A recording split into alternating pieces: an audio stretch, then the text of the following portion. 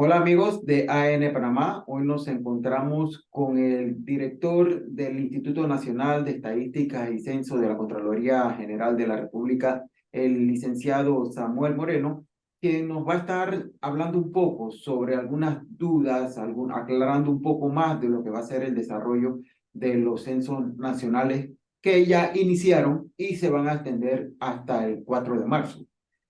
Va a ser un periodo de 3 meses, algo innovador para lo que han sido anteriormente los censos nacionales. Pero antes de empezar con esta interesante entrevista, lo dejamos con una pequeña reseña del licenciado Moreno. Samuel Moreno es economista y abogado egresado de la Universidad de Panamá. Posee una trayectoria en negociaciones comerciales internacionales y de inversión. Se ha desempeñado como profesor en diversas universidades de Panamá a nivel de los programas de maestrías. Actualmente es el director del Instituto Nacional de Estadísticas y Censo de la Contraloría General de la República de Panamá. Es actualmente presidente del Colegio de Economistas de Panamá. Tiene conocimientos especializados en política económica, derecho, comercio internacional, propiedad intelectual y contratación internacional. Buenos días, licenciado Moreno. ¿Qué tal? Muy buenos días. Bueno, primero quiero darle las gracias a la Agencia de Noticias de Panamá por esta oportunidad y a ti, licenciado Berrío, por tener esta reunión que creo que es muy importante para nuestro país, sobre todo en lo que se avecina. Y lo que se avecina es que a partir del 8, es decir, a partir de las 8 a.m. del 8 de enero de este año hasta el 4 de marzo, vamos a estar levantando, vamos a estar realizando la operación estadística más importante de este país, que son los dos censos, el censo de población y el censo de vivienda, porque es 2 en 1.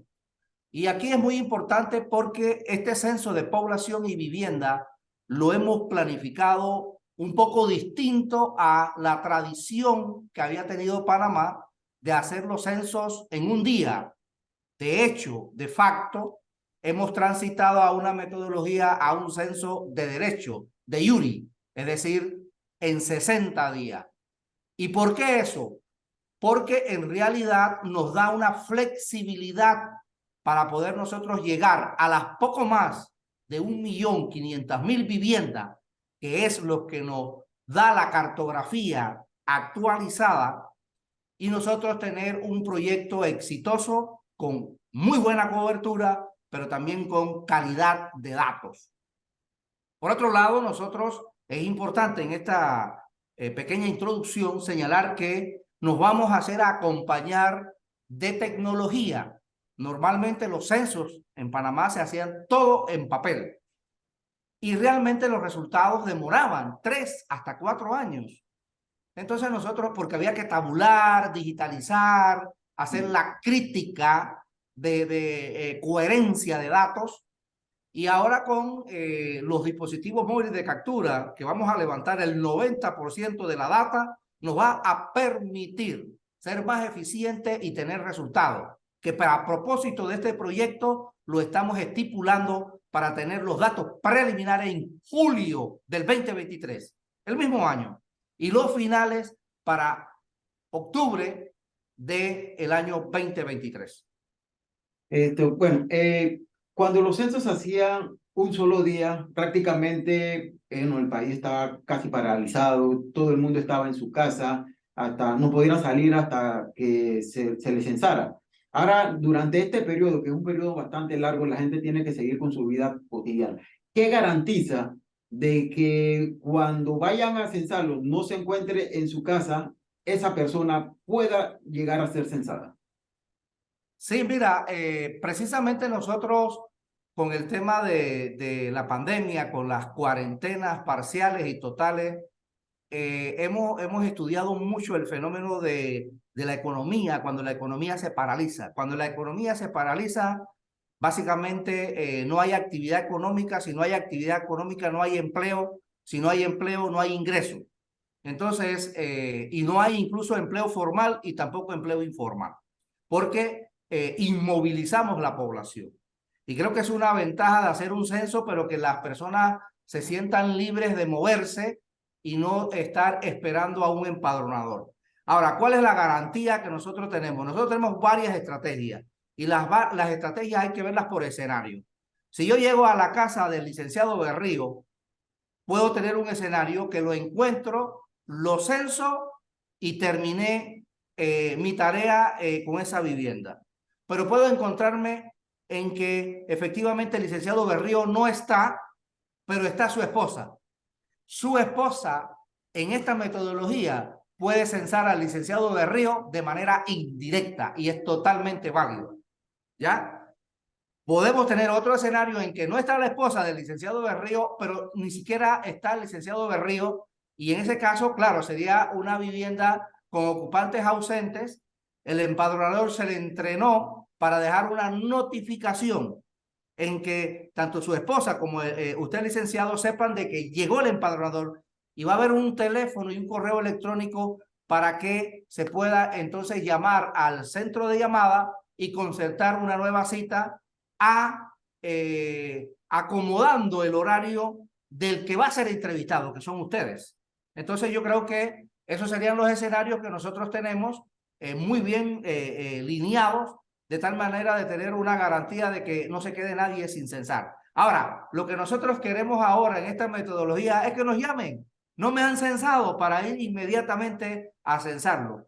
Antes se llamaba, pero claro, era un solo día, un domingo. Cuando se llamaba el lunes ya el censo se había acabado. Entonces estaba el sinsabor de que, bueno, a mí no me censaron, a mí tampoco.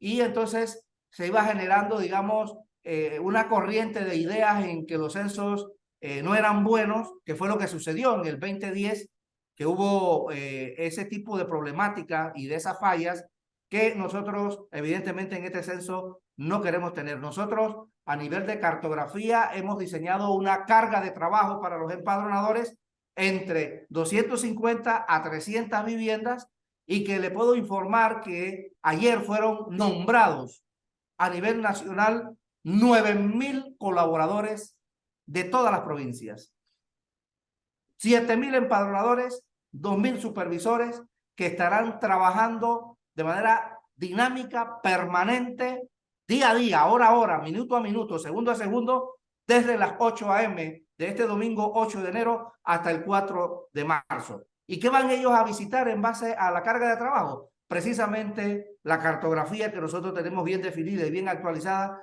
que nos lleva a una cantidad de viviendas por encima de los 1.500.000 viviendas a nivel nacional. Sobre eso que usted explicó de que anteriormente había un margen de error de la recopilación de los datos porque solamente se hacía en un solo día. Ahora con esta metodología, ¿cuál más o menos es el porcentaje de error, el margen de error que puede haber para la recopilación de los datos? Bueno, mira, la traza está estipulada por Naciones Unidas, igualmente CELADE, que es un organismo que es el Centro Latinoamericano de Población, y UNSPA, que es la Oficina de Población de Naciones Unidas. Siempre se ha trabajado en metodología de los censos a nivel mundial y se establece que un censo puede tener una discrepancia de un 95%. Un 95% es un tremendo censo.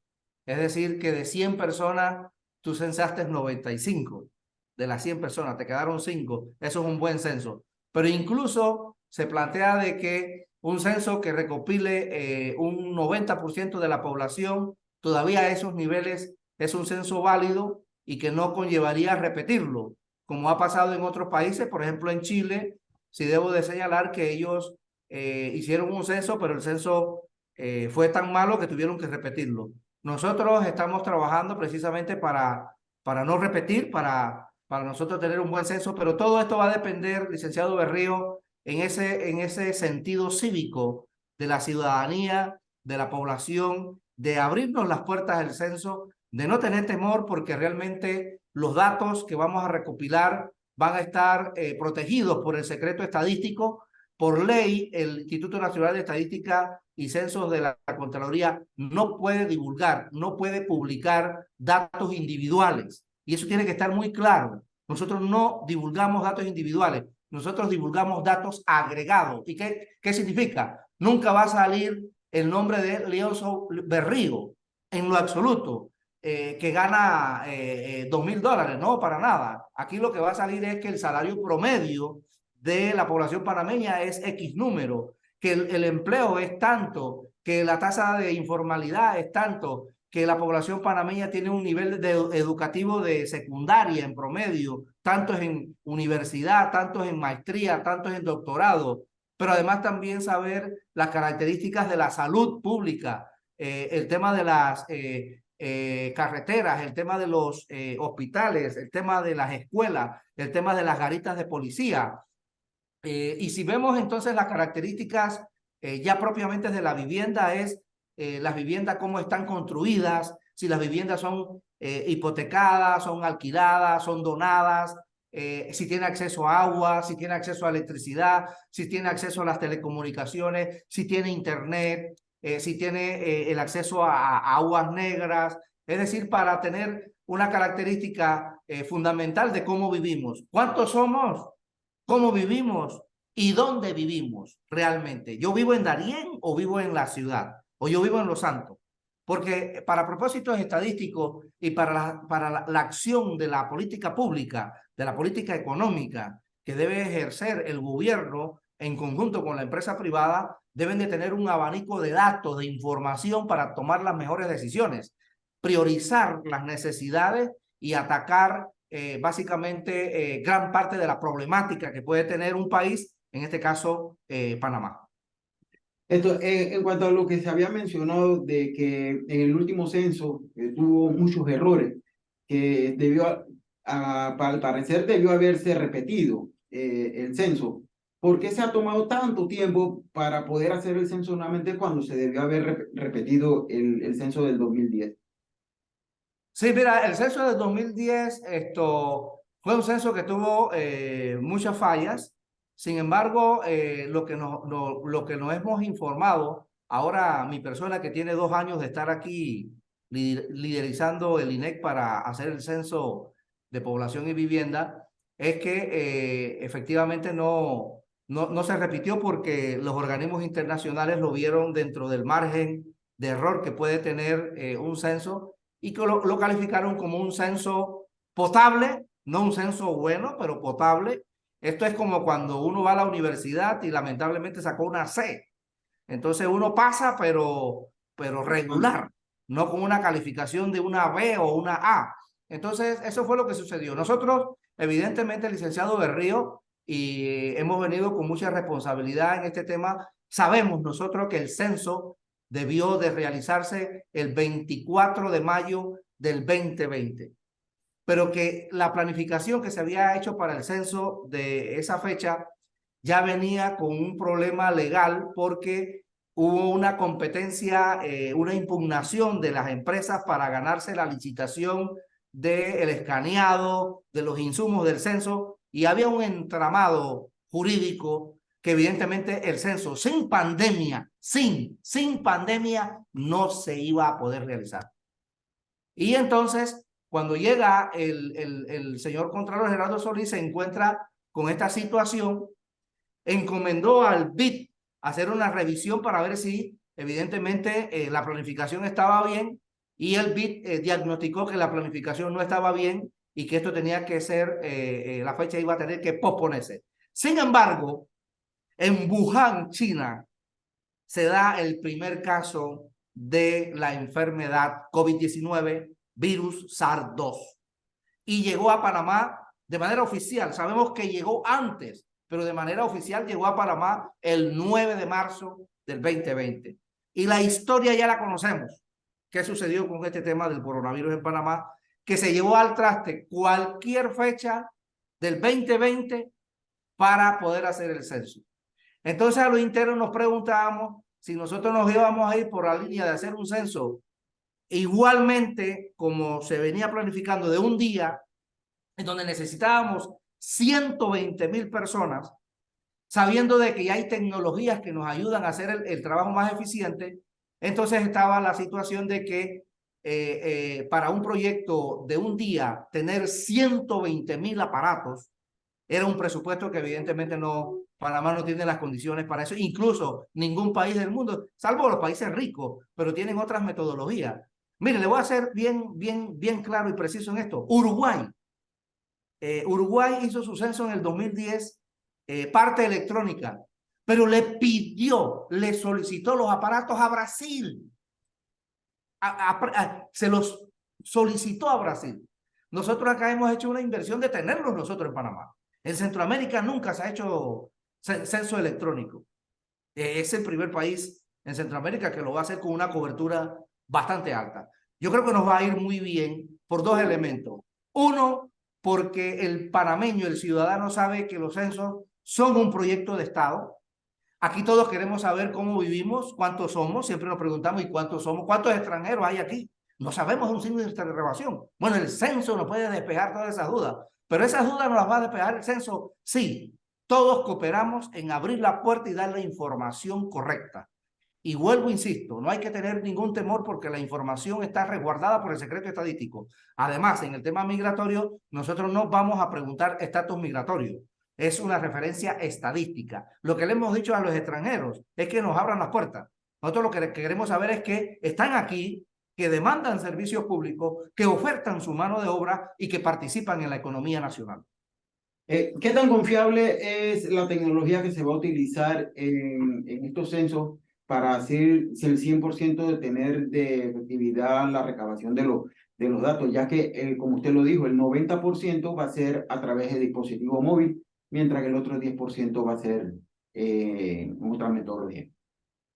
Sí, mira, nosotros la probamos en dos eventos. Uno en el censo experimental que hicimos en agosto-septiembre del 2021 y en la prueba tecnológica que la realizamos en el año 2022 a partir del 15 de septiembre al 15 de octubre.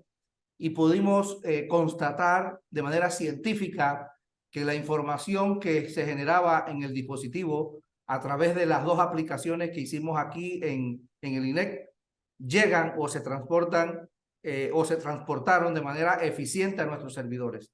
Por tanto, tenemos todos los resguardos, incluso de seguridad, para que no haya ninguna intervención de hackeo ni estas cosas. O sea que es un sistema que lo hemos validado en dos ocasiones, sin novedades, sin cuellos de botellas, y eso nos permite tener una garantía de que la información que se va a dar va a fluir o a transportarse o a transitar de los dispositivos móviles de captura a nuestros servidores. Y te voy a poner un ejemplo, porque claro, la pregunta tuya, si uno la aterriza más hacia abajo, hay situaciones en que tú puedes hacer el levantamiento en el dispositivo, ¿verdad?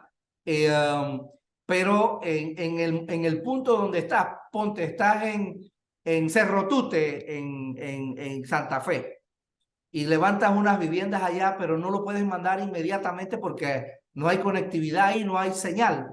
Entonces tú tienes que bajar al centro censal o subsede, en donde están todas las facilidades tecnológicas con internet inalámbrico o Wi-Fi, como conocemos en inglés, y ahí entonces puedes descargar la información porque la información que se aloja en el celular no se pierde, queda guardada. Sin embargo, en el momento no la puedes enviar porque no hay señal en ese punto y entonces tú puedes bajar a el centro de censo y ahí entonces enviar la información. O sea que hay varios escenarios. Hay lugares en donde efectivamente hay conectividad directa y esa va a migrar o a transitar del aparato dispositivo móvil de captura directamente a nuestros servidores. Y nosotros igual, te soy honesto, tenemos acá unos tableros en donde efectivamente a medida que va entrando información se van desplegando las variables de la pirámide poblacional, de la educación, de la salud, de la edad promedio de los panameños. Es decir, inmediatamente sacamos todos los indicadores totalmente deshuesados. De la data cruda lo deshuesamos en los tableros a través de la herramienta Power BI, que nos facilita tener de manera amigable gráficas de todo tipo e información ya deshuesada. Entonces, la metodología para los pH, ¿cómo será?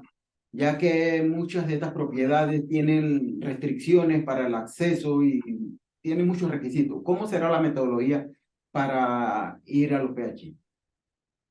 Bueno, lo que son las propiedades horizontales que mayormente están aquí en la provincia de Panamá, Colón y Panamá Oeste, también en el interior, en Coclé, nosotros lo que hemos hecho primero fue un convenio y una alianza con la Asociación de Profesionales Administradores de Propiedad Horizontal. Definitivamente que esta asociación no tiene a todas las infraestructuras de viviendas asociados a ellos, pero bueno, la parte esa está muy bien trabajada y el contacto con los administradores de esos PH para viabilizar y tener los protocolos listos para cuando llegue el empadronador, el acceso a esas viviendas de propiedad horizontal sean eficientes y expeditas. Esa es una parte. La otra parte es que tenemos otros condominios que no hay administradores y ahí evidentemente nosotros estamos planteando una estrategia de grupo elite y de poder también tener promotores censales. Es decir, por ejemplo, hay un edificio, para ponértelo así en contexto, en Río Abajo, pero ahí no hay nadie que lo administre. Pues nosotros vamos a ir y le podemos decir a una persona, bueno, mira, nosotros necesitamos que nos apoyes en esto, nosotros te vamos a compensar con el desayuno, el almuerzo y la cena, $26, para que tú nos apoyes a censar, no a censar porque no está preparado, pero sí a decirnos, aquí son 40 familias que viven y el que está ahí esto, no está alquilado, no hay nadie, ya pasamos, o sea, hay todo un protocolo para precisamente llegar a tener la data en ese sentido. Así que, y también debo señalarte que la otra estrategia es a través de los grupos elite. ¿Y qué son los grupos elite? Los grupos elite son un grupo especial que hemos creado en el INEC. Son 102 personas en los cuales nosotros, evidentemente, el empadronador va a tener una carga, ponte una carga en Parque Lefebvre, pero nosotros vamos a ver acá en la herramienta de los tableros inmediatamente cómo va evolucionando el trabajo de este empadronador y cuando vemos que está muy lento, porque él debe de ir llevando por lo menos 8 viviendas por día, 8 viviendas por día, 8 viviendas por día, nosotros si vemos que se está retrasando lo intervenimos. ¿Cómo lo intervenimos? Vamos con el grupo elite, hacemos el barrido, entramos y salimos. Y esto también para las áreas complejas. Cuando hablo de áreas complejas, pues tú sabes, son áreas en donde hay altos índices de delincuencia y todas estas cosas que tenemos que trabajarla en acompañamiento con los estamentos de seguridad que efectivamente también están muy apostados a apoyarnos para precisamente hacer ese levantamiento en esos lugares complejos que tenemos en varias provincias a nivel nacional. ¿Cuáles son los requisitos que deben tener los extranjeros para poder ser censados? Todo extranjero que vive en Panamá es censado, debe ser censado. Ahora, si hay extranjeros que están de turismo, que están transitando de Darién para ir para Estados Unidos, que están en algunos albergues, o extranjeros que llegaron a la calzada de Amador por temas de cruceros y se bajaron a comprar souvenir o a comprar algunos alimentos en los restaurantes, ellos no son objetos de investigación. No son panameños, no viven aquí. Aquí vamos a censar a los que viven aquí. Residencia habitual. Por ejemplo, te pongo un caso. Licenciado Berrío vive en Panamá, en la ciudad, pero tiene una casa de playa y resulta que llegó un empadronador a la casa de playa, que es tu segunda casa, no debe ser censado en esa casa de playa que tienes en Coclé, porque tu residencia habitual es en la ciudad de Panamá. Allí te va a llegar el empadronador que tiene esa carga de trabajo, que tiene ese mapa que le correspondió levantar en el lugar donde realmente tú vives. En conclusión, la parte migratoria o los requisitos es básicamente que vivan aquí, que sean residentes habitual, no importa si están bien documentados o están indocumentados, eso no interesa. nosotros lo que queremos es un dato estadístico. Por eso es que hemos planteado de que nos abran las puertas, porque esta información no se va a compartir con nadie y no tiene otro propósito más que contarnos y saber cómo vives, porque nosotros tenemos que saber, un extranjero aquí, cómo vive, para ver cuáles son los elementos, porque ¿qué pasa? Cuando una persona no tiene alimento, no tiene acceso a nada, puede ser una persona que puede ser un riesgo social. Entonces nosotros tenemos que atacar esas políticas públicas migratorias, políticas públicas de acceso, políticas públicas de inclusión, de saber que tenemos que trabajar en mayor producción de agua, en mayor producción de energía eléctrica, porque hay demandas porque tenemos más población. Ok, bueno, esto ya, una última pregunta ya para terminar. ¿Qué novedades traen los censos en materia de recolección de información? Bueno, las grandes novedades son las innovaciones tecnológicas. Este es un censo tecnológico, pero a la vez es un censo ecológico. Usamos menos papel, no afectamos el ambiente porque precisamente vamos a priorizar con tecnología. Eso es una novedad. La otra novedad es que efectivamente el censo lo van a realizar personas que viven en las áreas donde se va a censar. Por ejemplo, en Aguadulce, los que van a censar Aguadulce son los aguadulceños. Nosotros contratamos a los de Aguadulce. Antes no, antes era una persona que vivía en Panamá y se iba a Río de Jesús a censar allá, ni lo conocían. Es más, la gente se asustaba. Este señor yo no lo veo, yo no lo conozco y me está pidiendo información. ¿Quién es? ¿De dónde viene? No, ahora nosotros hemos priorizado. Uno, mano de obra local.